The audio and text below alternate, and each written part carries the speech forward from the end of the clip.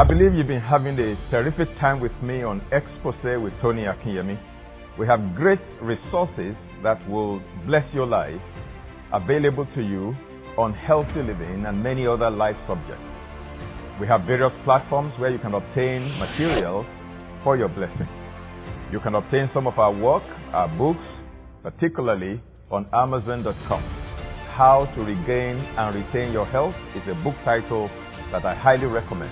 It's available in digital format, Kindle edition, as well as in printed version. We also have juices and smoothies for healing, health, and pleasure. You can also find these items at another website, familabooks.com, F-A-M-I-L-A books.com. And for those of you who are in Nigeria, you can reach us at the Shepherd Store, 18 Shogunle Street, off Mobolaji Bankantoni Way, behind SFS Place, to get our materials. We have over 600 recorded audio CDs, DVDs, VCDs, and MP3s on various subjects. All these things that I teach on Expose are already available in their complete format. How to reverse hypertension naturally, how to reverse diabetes naturally, how to reverse arthritis naturally, and many other wonderful titles. I encourage you to visit this website, Amazon.com, familabooks.com, or CSS bookstores in Ikeja, Lagos, Nigeria, and you will be blessed reading those materials and sharing them with your friends and family. Thank you once again. God bless you. Welcome to Expose, your Monday tonic, 8 p.m. Nigerian time, brought to you by the Shepherd's Flock International Church. And I'm always honored and glad to be your regular host. Tony Akinyemi is my name. We started a series on the causes of disease, and I used the acronym DATIS to illustrate those causes. By now, I believe that each one of you can count DATIS and what it stands for on your fingertips. D stands for deficiency. A stands for abuse. T stands for toxicity. The first I stands for injury. The second I stands for infection. The first S stands for sedentary living. And the second S stands for stress. Each of these can cause problems for us. 7 major factors in the natural realm that can precipitate disease. And for the past couple of weeks, we've been looking at the first one, D, for deficiency. And in looking at that, we have looked at what deficiencies of vitamins can cause, what deficiencies of minerals and trace minerals can cause in the body. We have looked at symptoms and diseases that deficiencies of macronutrients can cause. When a person is deficient in carbohydrate, for example, or protein, or fats and oil, what effects that can produce in our health. We have also looked at deficiencies of other factors apart from food. Deficiency in water leads to dehydration. Deficiency in oxygen leads to a state of hypoxia. Deficiency in love can also starve an individual and create some psychological, psychiatric, and emotional disorders. We've looked at deficiencies in things like sunshine, deficiencies in relationship, meaningful relationships can all contribute to disease. Deficiencies of any kind. When we talk about deficiency, we're actually talking about what you need that you don't have. Or maybe you have it, but you don't have enough of it. Then you are deficient. The deficiency can be acute and it can be mild. When you have it, but you don't have enough of it, that's a mild form of deficiency. When you don't have it at all, then that's a very acute form of deficiency. Now, we have also looked at what accounts for nutritional deficiencies in particular. Why do people still become deficient of certain nutrients even when they eat 3 times a day? They take their breakfast, they take their lunch, they take their supper, yet they are still deficient in certain things. We have looked at the factors responsible. We've looked at monodiets as a factor. We've looked at our food preparation and food cooking methods as one of the reasons for nutrient depletion in our food. We have looked at our agricultural methods can also lead to deficiencies of certain nutritional factors in our food. And then we rounded that off by looking at how to ensure that we have optimum nutrition, how to ensure that we have the nutrients that we need in our diets. I recommended liquefied foods and raw foods, as well as supplementation. Liquefied foods mean that you can liquefy your food and drink it in a liquid form. You can make vegetable juices, you can make fruit juices, you can make smoothies, you can make nut milk, you can make liquefied or blended salads. And all of these help your body to assimilate nutrients because it's like you have pre-digested the liquefied food. So when you ingest it, when you drink it, your body does minimal processing in order to be able to extract the nutrients inside. And that's one of the reasons I recommend very strongly that each one of us must have a juice extractor in our kitchen. You must have a juicer in your house. You must have a powerful blender in your house. You must have a good nut milk maker. And if you can't afford that, you can improvise by using your blender or your juicer to make your nut milk. For example, you can soak your tiger nuts for 2 to 3 days, changing the water periodically so that it doesn't ferment. You add fresh water. After about 12 hours, you throw away that water, you add another fresh water, and you can, soak it like that to tenderize it so that it's easy on your blender or your juicer when you are blending or juicing. And after soaking for 2 to 3 days in that manner, you can then put your tiger nut through your very strong juicer. I'm not talking about the toy juicers that people, have out there. Very strong triturating or masticating or hydraulic press juicers. And then you can squeeze out your creamy milk from your nuts. You can do the same thing with almonds. You can do the same thing with coconut. You can juice it and get your milk, creamy, rich milk from those nuts. We call that nut milk, all right? So when you liquefy your food, you are concentrating the nutrients, and then you are able to absorb the nutrients better than when you eat them whole, okay? There is a place, definitely, for eating your fruits and vegetables as well as your nuts whole, because the fiber content also has its own job. Okay, but the fiber is a kind of factor that restricts, as it were, the uptake of nutrients, in a high dosage. It slows the uptake of nutrients and makes it gradual, so it does not concentrate at once in your blood. That's why when you eat fruits, we suggest that you eat it whole instead of juicing, because the fiber in the fruit will regulate sugar uptake from the fruit, so the sugar doesn't rush at once into your bloodstream and spike your sugar level. But when you're taking vegetables, if you juice them and you drink them without the fiber, all the vegetable juice will rush into your blood at the same time. That doesn't cause any problem. In fact, that concentrates it and gives it a therapeutic effect. It's like if you're taking 50 milligrams of a substance compared to when you're taking 500 milligrams of that same substance at the same time. The 500 milligrams reaches the therapeutic dose, which can exert some therapeutic effect or healing effect on the body. So when you're taking your food as medicine or using your juices or smoothies as medicine, when you juice them, you concentrate them into therapeutic doses, and then they can exert their effect on your body. So that's how we have advised or recommended that we deal with the subject of or the challenge of deficiency. Then also ensure that you eat a lot of raw foods in your diet. Make sure that you adopt proper cooking methods that will not denature or damage your food in the kitchen before it gets to the dining table.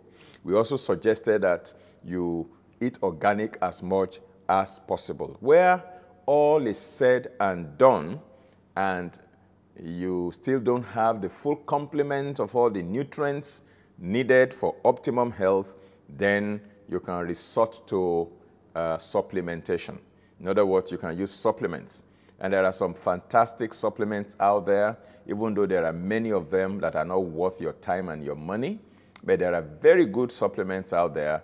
All you need is to be well informed and to be properly advised as to how to source for your supplements from credible sources that have produced them under GMP standards, general manufacturing, standards, such that they are of high quality, the nutrients are not denatured, they are not synthetic, they are natural from fruits, from vegetables, from herbs, and they are well concentrated in the appropriate doses, and then you can take advantage of that.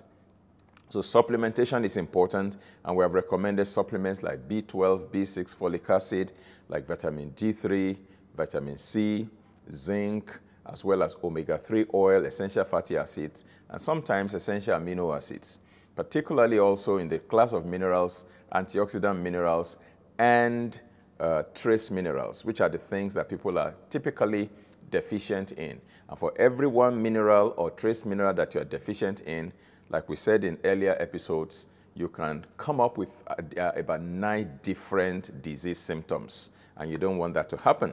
So that is as far as deficiencies are concerned. Of course, there's a lot to say about deficiencies, but we're going to cut that off now and move on to the second factor in our DATIS series. We're going to be looking at abuses today.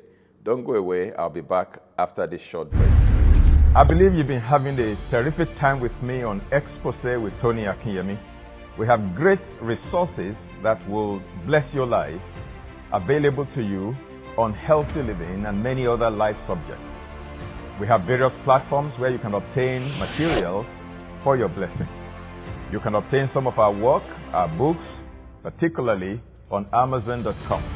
How to Regain and Retain Your Health is a book title that I highly recommend. It's available in digital format, Kindle edition, as well as in printed version. We also have juices and smoothies for healing, health, and pleasure. You can also find these items at another website, familabooks.com, F-A-M-I-L-A books.com. And for those of you who are in Nigeria, you can reach us at the Shepherd Stores, 18 Shogunle Street, off Mobolaji Bankantoni Way, behind S4 Ep6, to get our materials. We have over 600 recorded audio CDs, DVDs, VCDs, and MP3s on various subjects. All these things that I teach on Expose are already available in their complete format. How to reverse hypertension naturally, how to reverse diabetes naturally, how to reverse arthritis naturally, and many other wonderful titles. I encourage you to visit this website, Amazon.com, familabooks.com, or CSS bookstores in Ikeja, Lagos, Nigeria, and you will be blessed reading those materials and sharing them with your friends and family. Thank you once again. God bless you. Welcome back to Expose, your Monday tonic, brought to you by the Shepherd's Flock International Church. Don't forget that what we need is not more medication, but more education. And the best prescription, of course, is knowledge. And that's why we bring you knowledge, information for your transformation. Because to be uninformed is to be deformed. And to be informed is to be transformed. I believe that the information you are receiving will lead to your health transformation, your life transformation. Okay, so we are talking about the causes of disease in the natural domain. And we're using 7 acronyms. I want you to respond as I mention them, each letter in the acronym, to be sure that you have mastered it, you have memorized it, and you can remember it without looking at your notes. If you wrote any notes, just say after me, D for deficiency, right? If you said deficiency, you got it right. If you said something else, you got it wrong. A for abuse, that's right. T for toxicity, that's correct. The first I for injury, correct. And the second I for infections, that's right. These are the things that cause disease. Now, the first S is for sedentary living. That means no exercise, no physical activity. Sitting down, tetere bundukosli, on the same spot, without physical activity, without exercise, like a couch potato, holding the remote control in your hands and flipping through channels on your TV and sending people all over the place on errand. Get me a bottle of water there. Get me the popcorn there. Get me that one. Get me that one. You never move. That is what we call sedentary living. That's a cause of disease. And then the final S, S2, that one is what? Come on now. Stress. Yeah, that's what it is. Stress. So D for deficiency, A for abuse, T for toxicity, I for injury, the second I for infection, the first S for sedentary living, and the second S for stress. Now, so we have dealt with deficiency. Now, we are dealing today with abuse. Abuse. So what is the meaning of the word abuse? Now, in my mind, I thought to myself, oh, it looks like a compound word. Abuse looks like a compound word. Ab and use. Ab and use. They fuse the two words together to form abuse. So what does the ab there stand for? It stands for abnormal. Abnormal use. So when you abuse a thing, you are putting that thing to abnormal use. Now, we do abuse our bodies and thereby cause disease. Yeah? Many people do that wittingly or unwittingly.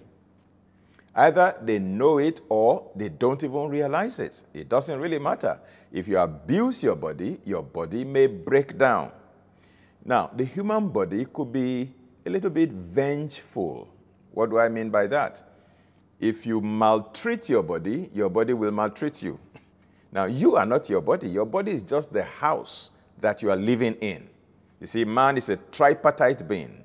You are a spirit, you possess a soul, and you live in a body. So your body is your house. All right. Now, your spirit is that part that came from God. When God created man, he formed him from the dust of the earth, and he breathed into him. Man became a living soul, okay? Now, the soul of man has 3 compartments.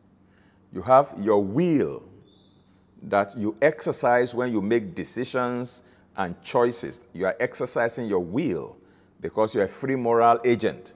You can say yes to something. You can say no to something. That's how God made us. We are not robots. We are free moral agents. We have a will in the realm of our soul. You also have your intellect in the realm of your soul, where you can think, you can process information. Now, as I'm talking to you, you are able to understand me because you have your intellect. You have your intellectual capability. You are able to process data, process information. You are able to reason. You are able to add 1 + 1 is equal to 2. You have intellectual capacity. That's the second compartment in your soul. And then, of course, you also have your emotions in the realm of your soul, where you can feel happy, you can also feel sad, where you can love and you can hate, okay? So you have your will, you have your intellect, you have your emotions, all in the realm of your soul, okay?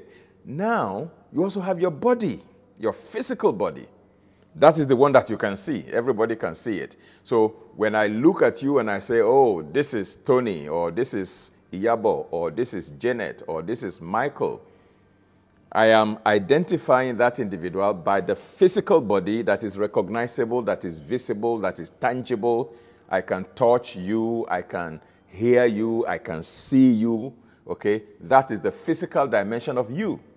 But that is not really you. That is your house in which you live. So the real you, your spirit man, as well as your soul, your intellect and what have you, residing inside your body. Your intellect, your mind, takes the decisions, makes the choices. If you make the wrong choices that will assault and insult your body, and you maltreat your body in turn will take vengeance on you. Your body will just crumble and tell you, I'm not going any further. I know they do again. Your body will just collapse, just crumble, and guess what? Once your body collapses and dies, the real you is out of this world. You are expelled from here. You become a ghost.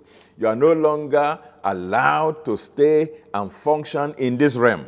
You have to go to another realm. You understand what I'm talking about? So you need to treat your body right, because that is your resident permit on the face of the earth.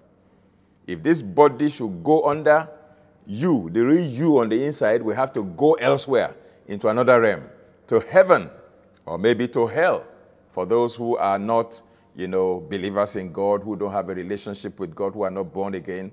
You understand what I'm saying? So we're talking about taking care of your body, not putting your body to abnormal use. Don't abuse your body, because your body could be vengeful. Your body can take vengeance if you maltreat your body. So whenever you maltreat your body, whenever you don't treat your body right, that is what we call abuse. And every form of abuse can lead to disease conditions. That is our focus for today. Abuse is the second cause of disease, either in the human body, sometimes also in the human mind. So let me break abuse down into two categories, two major categories of abuse, two major ways in which we abuse our bodies. The first one is passive, and the second one is active. So I call one passive abuse, and I call the other one active abuse. And I'm going to explain. I'm going to explain and also illustrate what is passive abuse and what is active abuse of the body. Now, and of the mind as well, okay? It's not only the body we can abuse, we can also abuse our minds, the realm of the soul. Okay, so what is passive abuse? Passive abuse is a form of neglect. If you refuse to do for your body the things that your body needs, it's a form of abuse. That's a passive neglect, passive abuse. For example, maybe you have a child. Let me illustrate. Your child needs food. You need to give your child food, but you neglected to give that child food. You have not actively done anything. Instead, you have passively neglected to do what you ought to have done for that child. That's a form of child abuse. You are abusing that child by starving that child, by not giving that child food when that child needs to be fed. That's a form of abuse. You are neglecting to do for that child what you are supposed to do for that child, okay? Now, but active abuse is when maybe your child commits an offense and you are angry, you are cross, you are angry with that child, and then you pull out your belt and you began to wham, wham, and you beat that child silly until you inflicted serious injury on that child. That is an active assault. That's an active abuse, child abuse. You understand what I'm talking about? Or you take your 6-year-old child and you put a tray on his head or her head. You put 4 loaves of bread or plantain and you send him to the Lagos busy traffic, and you ask that child to go and hawk. A 5-year-old child, 6-year-old child, even 10-year-old child in traffic, hawking wares. That's a form of child abuse. Okay, but that's when it comes to child. But we're not talking about child abuse or any form of abuse now. We're talking about the abuse of our own bodies. We actively assault and insult our bodies, and sometimes we passively neglect our bodies. That's what I mean by passive abuse and active abuse. And either of the two categories can precipitate disease. Again, I'm going to go on a short break here. And when I'm back, we will conclude on this subject of abuse. Don't go away.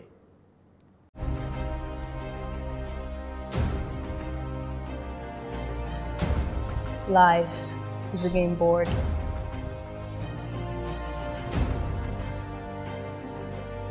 Time is your opponent. If you procrastinate, you will lose the game. You must make a move to be victorious.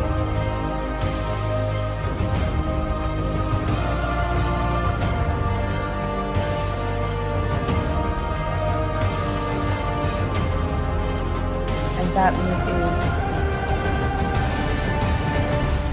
synergy.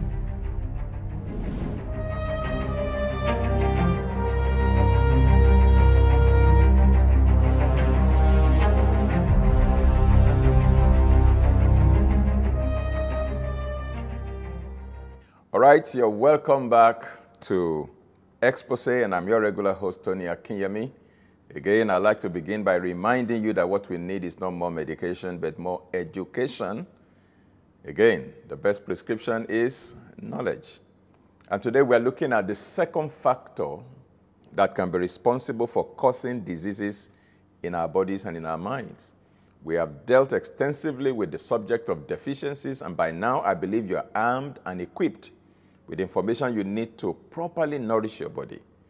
Okay, abuse can also take a little side with malnutrition or malnourishment, in the sense that we're talking about active abuse and passive abuse. Passive abuse is your body needs something, but you are not giving that thing to your body. You are neglecting your body. So if your body needs a particular nutrient and you refuse to supply that nutrient, that's passive abuse. So deficiency can arise from passive abuse. But let me give you more practical examples of passive abuse. For example, you need to take your bath regularly, maybe daily, particularly in the part of the world where I live. If you don't take your shower, you don't take your bath every day, the weather here is very humid, very warm, very hot sometimes. And so you sweat a lot. And then we have a very dusty environment. Your body gathers a lot of dust. Even when you live on the inside, when you are indoors, you shut your doors and windows, the dust still find a way to come inside. You touch the desk, the top of your desk, you see some dust powder there. So we need to take our shower regularly in this part of the world, unlike other climes where sometimes they take their shower maybe twice or thrice a week. I never can imagine how that can happen in my life. No matter where I live, even if I live in a temperate region right now, it's become a routine for me that I have to take my shower every day, sometimes twice a day. Okay, so you know you are supposed to take care of your body by taking your shower, by trimming your nails or cleaning it, as the case may be, by brushing your teeth regularly, okay? That's part of the care you need to give to your body, oral care. Now, if you fail to provide that care, you don't shower when you should shower, you don't clean up when you should clean up, you don't clean your nails, you don't brush your teeth, that is neglect. You are neglecting to care for your body. That's a form of passive abuse, okay? So every need that your body needs that you refuse to supply to your body is a form of passive abuse. You are just either lazy or you are, I don't know the right word to use to describe that. Why would you not do for your body what your body wants? Now that's passive abuse. Now when it comes to active abuse, it means you are actually doing something that hurts your body, something that is destroying your health, something that is injurious to your well-being. That's active abuse. For example, if you smoke tobacco or you drink alcohol, that is active abuse. Or you do drugs. You take cocaine, you take heroin, and you abuse even prescription medications like tramadol, or even over-the-counter medications like paracetamol. Many people don't know that if you take paracetamol regularly for a long time, you can actually cause kidney impairment. You can damage your own kidney. You can end up on the dialysis machine. You can kill yourself by just taking simple paracetamol. That's drug abuse, a form of drug abuse. Whatever your body doesn't need, and you put it into your body, you are putting what your body does not need in there. It can injure your body. It can cause problems for you. And if you eat foodless food, that's a form of active abuse. Active abuse. So you know the difference now between passive abuse and active abuse. Now, people who deal in psychology and such professions tell us that there are about 7 classes of abuses. 7 classes of different types of abuse, okay? But I'm not going to go into all of that because the area that interests me in particular in this discourse are the forms of abuse that can lead to disease or that can lead to any kind of disorder in our body or in our mind. That's what I'm looking at. So we can look at physical abuse, for example, where somebody punches another person, you know, that's physical assault.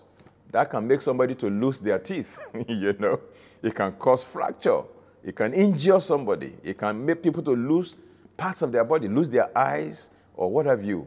That's physical abuse. Then there is also sexual abuse. Rape is a form of sexual abuse, for example. Incest is a form of sexual abuse.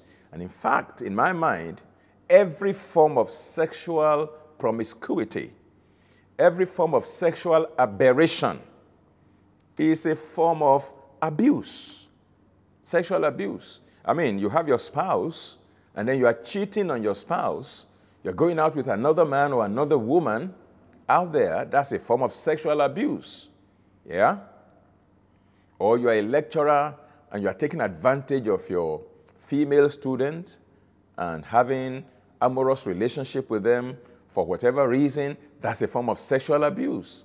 Having multiple sex partners, that's sexual abuse. And that can make people contract sexually transmitted diseases, STIs. Diseases like syphilis. And apart from the person who is infected with syphilis, suffering from syphilis, if it's a woman, even the baby born by a woman afflicted with syphilis can also go blind because of the syphilis. Can you imagine how it transmits from generation to generation? Why would you put your baby at risk because of your sexual indiscipline and sexual promiscuity? People have contracted HIV/AIDS on the platform of sexual promiscuity and different other kinds of sexually transmitted infections. Of course, it's not everybody who has HIV that was sexually promiscuous. Some people contracted it through other means. I'm not talking about those. But I'm saying that sexual promiscuity is one of the channels by which people can get sexually transmitted infections. And those infections can bring a lot of suffering, a lot of pain. Gonorrhea, for example, okay, can be transmitted sexually. And even apart from HIV, even hepatitis, some kinds of hepatitis can be transmitted sexually. And all of these things are, you know, different forms of afflictions that we bring upon ourselves because of abuses. Then emotional and psychological abuse is another form of abuse. When you use your mouth to insult or to assault people verbally, that is a form of emotional abuse, psychological abuse. Or when you deny people the attention that they deserve and that they need from you, that's a form of emotional abuse. A wife who deprives her husband of intimacy in the bedroom is a form of emotional abuse. You know, similar, on the other side, so vice versa. If a man also deprives the wife of her conjugal rights, that's a form of sexual abuse, emotional abuse, psychological abuse. And then you can also abuse yourself through self-neglect. These are different forms of abuses. Now, the ones that are particularly impactful on our health are drug abuse. When you indulge in any form of social drugs or street drugs, that kind of abuse can destroy your health. And then sexual abuse is a second form that can create sexually transmitted infections. Then gluttony is food abuse. You abuse food. Food is good, but when you don't eat enough of it, there is a particular disorder, okay, that is called bulimia. Okay, bulimia. That's a form of eating disorder. Okay, and when you don't eat when you should eat, some people will actually eat, and what they do is that after they eat, they now provoke themselves to vomit the food. That's a kind of eating disorder. And people indulge in that. When you indulge in that kind of food disorder, that also can be a problem, can create health problems. And then gluttony, when you overeat, that's another kind of eating disorder that can also cause problems. Then there's anorexia nervosa. Anorexia nervosa, that's another eating disorder. All of these are forms of food abuses. And then, of course, we also have workaholism. as another form of abuse. Somebody said, and I agree in total, he says, if you don't learn to rest, men may soon lay you to rest. If you don't learn to rest, men may soon lay you to rest. I always end that by saying, God forbid. And if God must forbid, you too must forbid. So let's not abuse ourselves from henceforth. Let's care for our bodies. Let's care for our minds. And then the body will serve us. This body has the capacity to serve us for at least 85 years. And upwards of up to 120 years if we do the right things. But if we do the wrong things, by abusing this body, abusing our minds, emotionally, psychologically, mentally, then this body may decide to pack up and leave us before we have clocked 85 or 120 as the case may be. I pray that God will grant you long life. I pray that God will give you the wisdom, the grace, the courage, and the resources that you need to care for your body, care for your family members, so that you can live long and enjoy robust health and wellness, and apply that long life in serving God and being a blessing to humanity. Once again, I thank you for finding time to join me on today's episode of Expose. It's been brought to you by the Shepherd's Flock International Church. One of these days, we'd like to see you in our Sunday services at 9 a.m. It's always an exciting time in the presence of God. Salvation, healing, deliverance, breakthroughs, miracles, wonders that God does for us. We love Jesus and we are serving him with the whole of our hearts. Join us one of these days and you'll never regret it. God bless you and thank you. Have a wonderful evening today.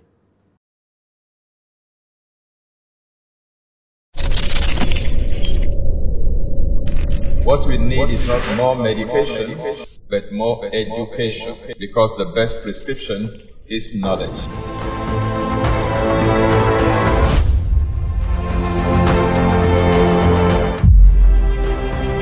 This is Expose coming to you live from Lagos, Nigeria, every Monday on Instagram, YouTube, and Facebook simultaneously.